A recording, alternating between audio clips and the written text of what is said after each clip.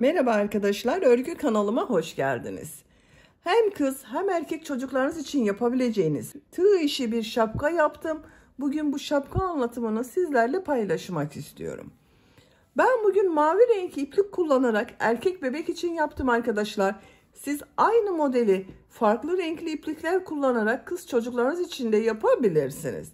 Şapkanın örgüsü çok kolay, bakın.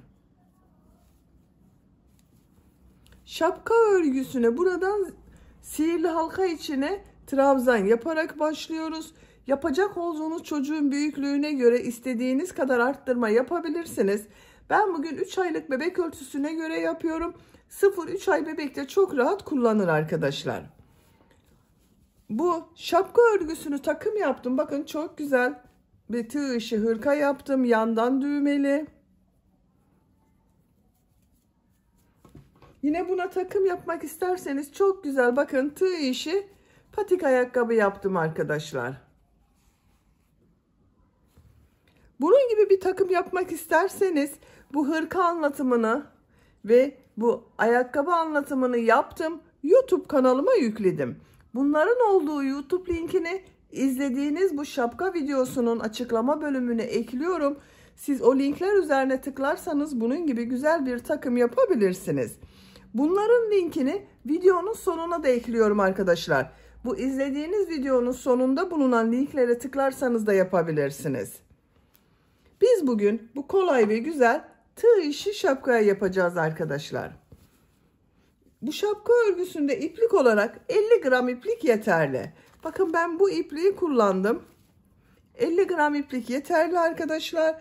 Tığ olarak 5 numara 3 milimetre tığ kullandım. Benim elim çok sıkı değil. Yaptığım örgüler yumuşak oluyor. Sizin eliniz sıkıysa 3,5-4 milimetre tığlarla yaparsanız çok daha güzel olur. Ölçülerini videonun sonunda ölçüyorum. Oraya bakabilirsiniz arkadaşlar. Nasıl büyük veya nasıl daha küçük yapılacağını da videonun içinde anlatıyorum. Oraya bakarak yapabilirsiniz. Ben bugün bu şapka anlatımını 3 aylık bebek ölçüsüne göre yapıyorum. İplik tığ hazırlayalım. Hep birlikte bu şapka örgüsüne başlayalım. Örgü kanalıma abone değilseniz abone olmayı unutmayın lütfen arkadaşlar. Hepinize kolay gelsin. İyi çalışmalar.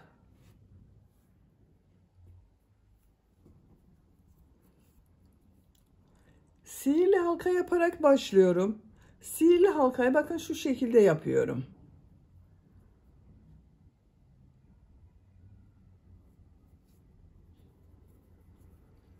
Zincir yaptım, sağlamlaştırdım. 2 zincir yapıyorum. Bu sihirli halka içine 12 trabzan yapıyorum. Çok sıkı yapmıyorum arkadaşlar. 1 2 3 4 5 6 7 8 9 10 11 12 trabzan yaptım. Şu iplik ucunu çekiyorum. Bakın şu şekilde çekiyorum. Şu ilk ilmeğe ilmek kaydırma yaparak sırayı birleştiriyorum. İplik ucunu üstte tutuyorum bakın. Ortada hiç boşluk kalmıyor. Bu sıra başında yaptığım 2 zincirden başka 12 trabzan yaptım arkadaşlar. Bu 2 zincir sadece yukarıya çıkmak için kullandım. 2 zincir yapıyorum. Tığ üzerine iplik alıyorum. Bu sırada her ilmek üzerine 2 trabzan yapıyorum. Bakın bu ilk ilmeğe 2 trabzan yapıyorum.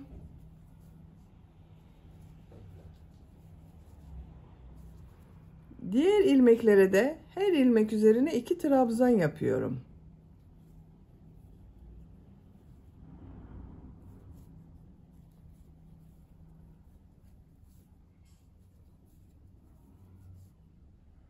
Sıra sonuna kadar devam edelim.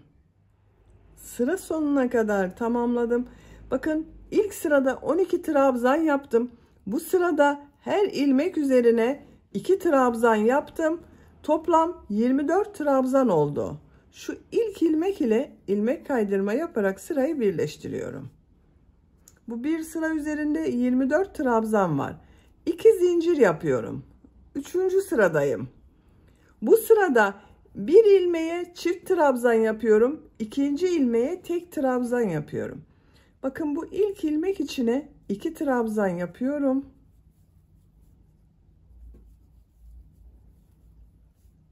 Bu ilmeğe bir trabzan yapıyorum. Şu ilmeğe 2 trabzan yapıyorum.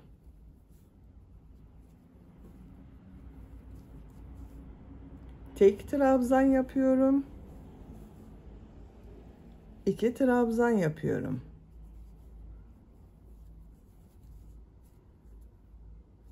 Bir çift bir tek yaparak sıra sonuna kadar devam edelim. Sıra sonuna kadar tamamladım. Son ilmeğe bir trabzan yaptım. Bakın sıra başında çift trabzan ile başladım.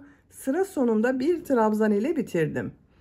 İlk ilmek ile ilmek kaydırma yaparak birleştiriyorum. Bu bir sıra üzerinde 36 trabzan var arkadaşlar. 4. sıradayım. 4. sırada bir çift iki tek, bir çift iki tek trabzan yapacağız. Yine 2 zincir yapıyorum. Bu ilk ilmek üzerine 2 trabzan yapıyorum. 2 ilmeğe birer trabzan yapıyorum.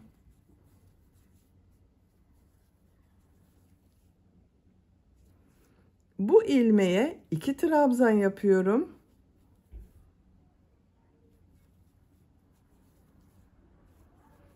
İki ilmeğe birer trabzan yapıyorum. Bu ilmeğe 2 trabzan yapıyorum. Bir çift iki tek trabzan yaparak sıra sonuna kadar devam edelim. Sıra sonuna kadar tamamladım. Sıra başında çift trabzan ile başladım. Sıra sonunda 2 ilmeğe birer trabzan yaparak bitirdim. İlk ilmek ile ilmek kaydırma yaparak birleştiriyorum. Bu bir sıra üzerinde 48 trabzan var arkadaşlar. 5. sıradayım. 2 zincir yapıyorum. Bu sırada bir çift 3 tek, bir çift 3 tek trabzan yapıyorum. İlk ilmeğe çift trabzan yapıyorum. Bu 3 ilmeğe birer trabzan yapıyorum.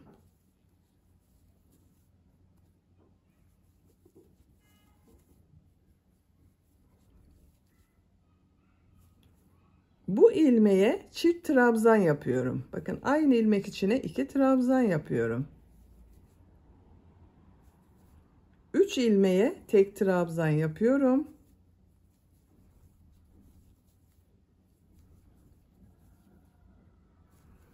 Bu ilmeğe 2 trabzan yapıyorum. Bir çift 3 tek trabzan yaparak sıra sonuna kadar devam edelim.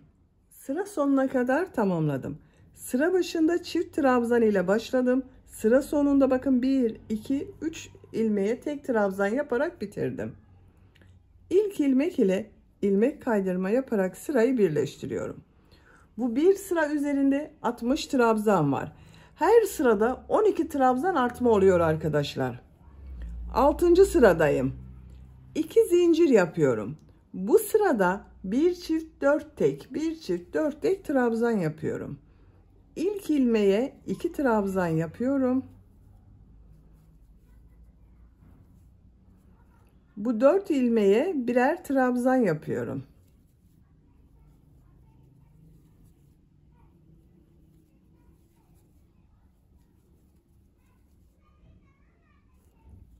Bu ilmeğe 2 trabzan yapıyorum.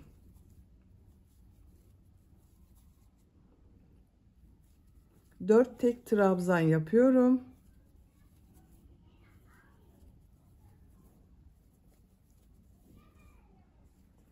Bu ilmeğe 2 trabzan yapıyorum.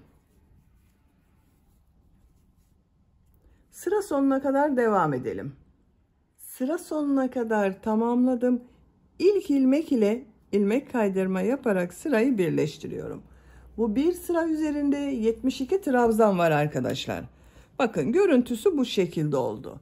Siz bunu yeni doğan bebek için yapmak istiyorsanız, küçük yapmak istiyorsanız arttırmayı burada bitirebilirsiniz.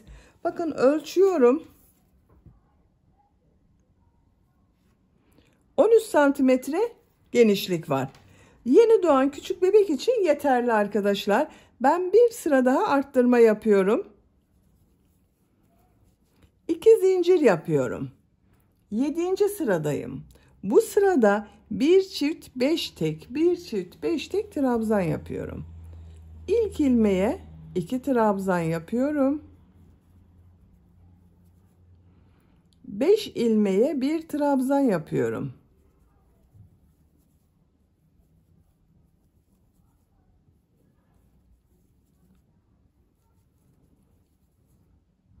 Bakın çift trabzan yaptım. 5 ilmeğe 1 trabzan yaptım. Bu ilmeğe 2 trabzan yapıyorum. 5 ilmeğe tek trabzan yapıyorum.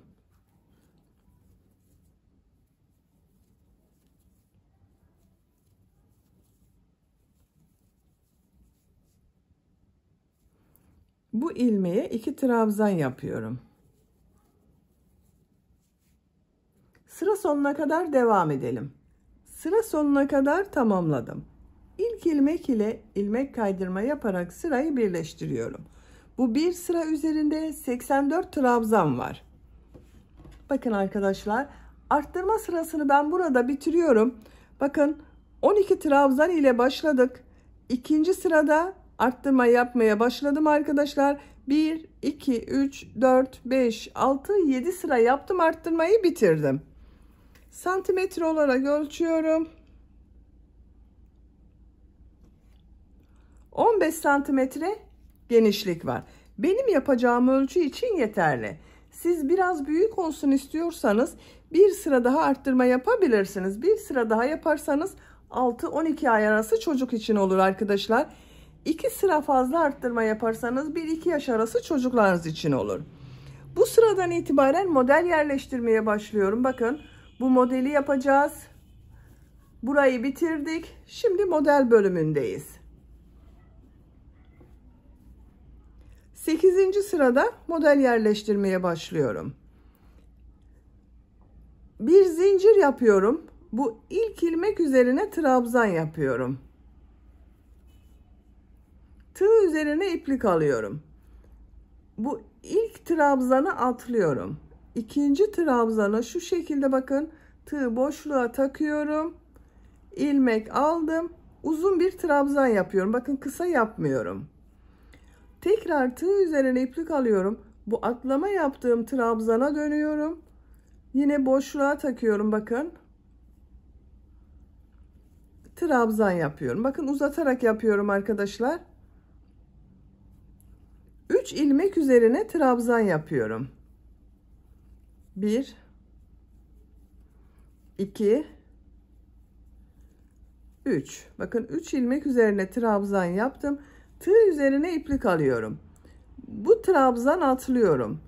Bu trabzanı boşluktan alıyorum. Trabzan yapıyorum. Atlama yaptığım trabzana dönüyorum. Boşluktan alıyorum. Trabzan yapıyorum. Bakın çapraz bir görüntü oluşuyor. 3 ilmek üzerine trabzan yapıyorum.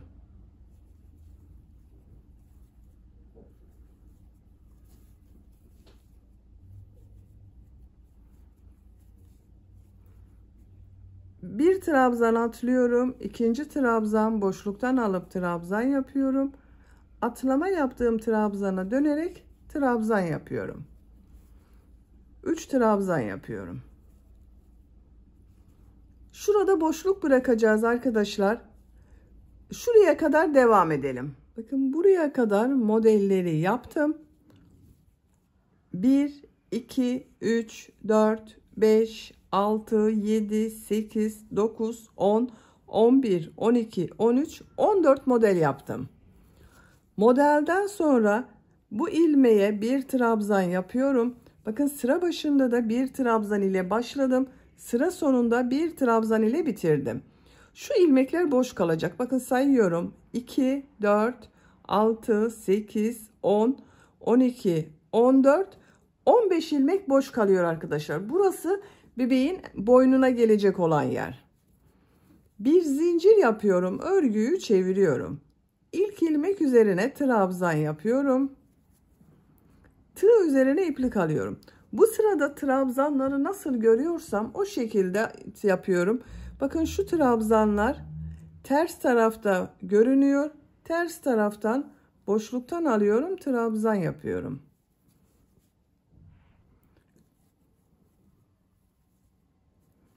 Bu 3 ilmek üzerine trabzan yapıyorum.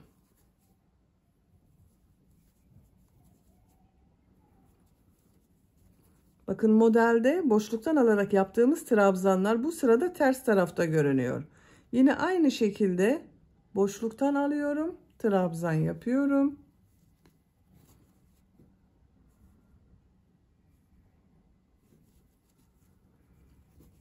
Üç ilmek üzerine trabzan yapıyorum.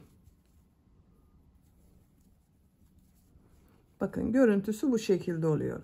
Sıra sonuna kadar devam edelim. Sıra sonuna kadar yaptım. Bakın son ilmeğe de trabzan yaptım. Bir zincir yapıyorum. Örgüyü çeviriyorum.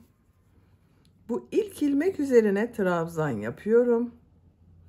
Bakın sıra başında ve sıra sonunda bir trabzan yapıyoruz arkadaşlar. Modelden önce ve sonra birer trabzan yapıyoruz. Tığ üzerine iplik alıyorum. Bakın model yaptığım yerdeyim. Bu bir ilmeği atlıyorum. Şu trabzan boşluktan alıyorum, trabzan yapıyorum. Atlama yaptığım bu trabzana dönüyorum. Boşluktan alarak trabzan yapıyorum. 3 ilmek üzerine trabzan yapıyorum.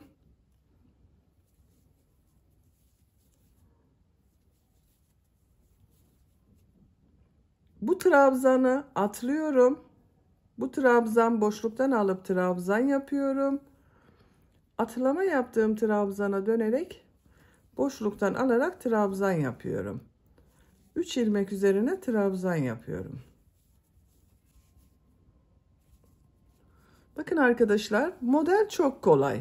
Bu iki sıranın tekrarından oluşuyor. Yapacak olduğunuz çocuğun büyüklüğüne göre bu model sırasını tekrarlayarak şapkanın örgüsüne devam edelim. Şapka yüksekliğini yapacağım ölçüye göre tamamladım. 1, 2, 3, 4, 5, 6, 7, 8, 9, 10, 11, 12, 13, 14 sıra yaptım. Bakın görüntüsü bu şekilde oldu. Siz biraz büyük yapmak istiyorsanız bunu 15-16 sıra olarak yapabilirsiniz. Ben 3 aylık bebek için yapıyorum. Burada bitirdim arkadaşlar. Santimetre olarak ölçüyorum. Bakın yükseklik 15 santimetre. Uç bölümünü yapıyorum. Bir zincir yapıyorum. Örgüyü çeviriyorum. Örgünün düz tarafından devam ediyorum bakın. Bu ilk ilmeğe bir sık iğne, 2 zincir, bir sık iğne yapıyorum. Bir ilmek atlıyorum. Bir sık iğne, 2 zincir, bir sık iğne yapıyorum. Bir ilmek atlıyorum. Bir sık iğne, 2 zincir, bir sık iğne yapıyorum.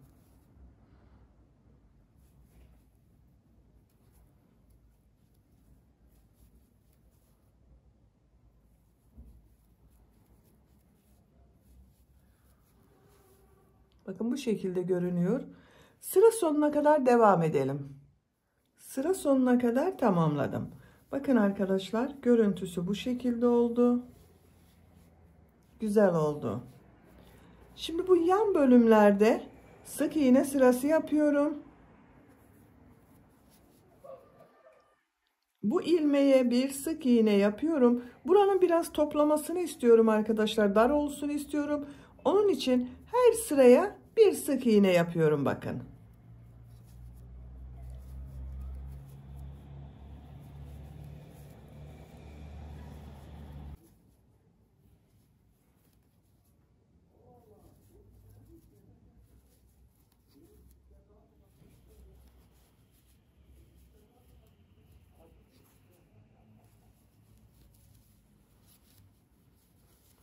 Bakın bu şekilde her sıraya bir sık iğne yaptım. Bakın biraz dar oldu arkadaşlar. Şu şekilde görebilirsiniz. Bu boyun bölümünde boş bıraktığımız yerlerde de sık iğne yaparak devam ediyorum. Bu ilmeğe sık iğne yapıyorum. Diğer ilmeklere sık iğne yapıyorum.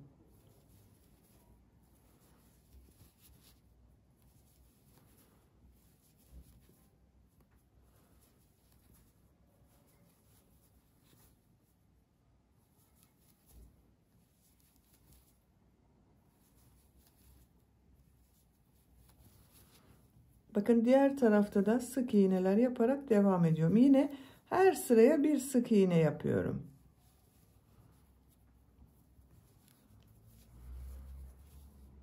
Sıra sonuna kadar devam edelim. Sıra sonuna kadar sık iğne yaparak tamamladım. Bakın bu şekilde görünüyor. Bir zincir yapıyorum. Örgüyü çeviriyorum. Her ilmek üzerine bir sık iğne yapıyorum.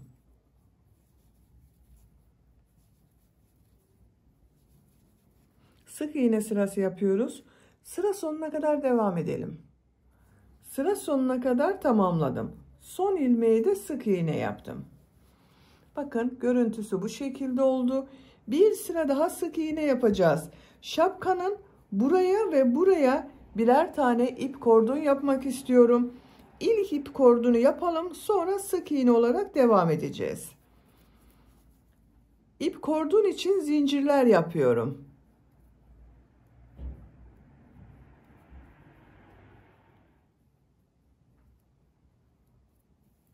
...60 zincir yaptım. Bakın çok sıkı zincirler yapmadım.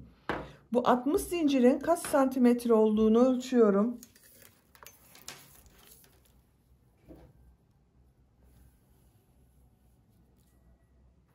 25 santimetre zincir uzunluğu var. 25 santimetre için ben 60 zincir yaptım arkadaşlar. Siz tercihinize göre bu zincir sayısını daha fazla yapabilirsiniz. Bu zincirler üzerine ilmek kaydırma yapıyorum. Bakın bu ilk ilmeği atlıyorum. Bu ilmeğe tığ takıyorum. İplik aldım. İlmek kaydırma yapıyorum. Her zincir üzerine bir ilmek kaydırma yapıyorum.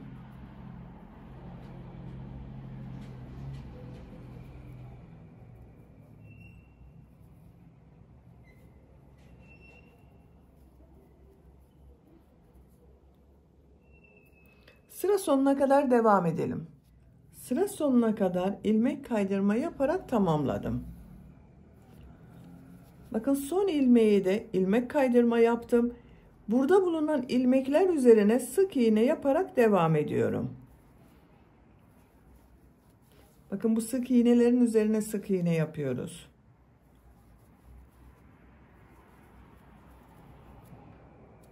Sıra sonuna kadar devam edelim. Sıra sonuna kadar sık iğne yaparak tamamladım.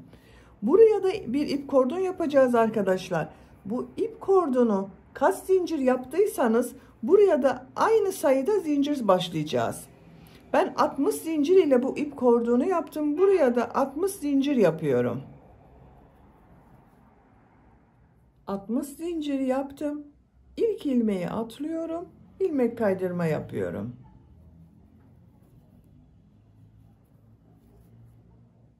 Sıra sonuna kadar devam edelim. Sıra sonuna kadar ilmek kaydırma yaparak tamamladım. Bakın son ilmeği de ilmek kaydırma yaptım. Bu boyun çevresinde sık iğne yaptığım, bakın bu ilk ilmek ile ilmek kaydırma yaparak sırayı birleştiriyorum. Buranın birleşim yeri bu şekilde oldu. İpliği kesiyorum.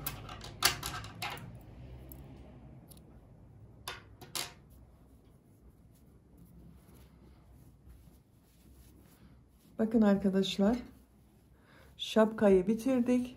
Çok güzel oldu.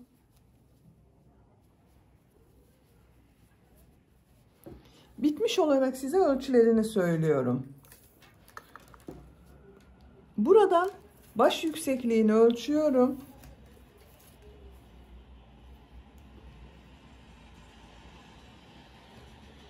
...16 santimetre. Buradan baş genişliğini ölçüyorum. 16 santimetre. Ben bugün 3 aylık bebek için yaptım. Bakın bu şekilde oldu. Çok güzel oldu arkadaşlar. Bir günde örüp bitirebilirsiniz bakın. Bir yumak iplikten bakın bu kaldı. Bitmedi bir yumak iplik arkadaşlar. Beni dinlediğiniz ve izlediğiniz için hepinize çok teşekkür ederim. Örgü kanalıma abone değilseniz abone olmayı unutmayın lütfen. Örgü kanalıma abone olmak ücretsiz. Örgü kanalıma ücretsiz abone olup beğeni ve yorumlarınızı yaparsanız çok sevinirim arkadaşlar. Sizlerle yeni örgülerde görüşmek dileğiyle. Hoşça kalın, sevgiyle kalın.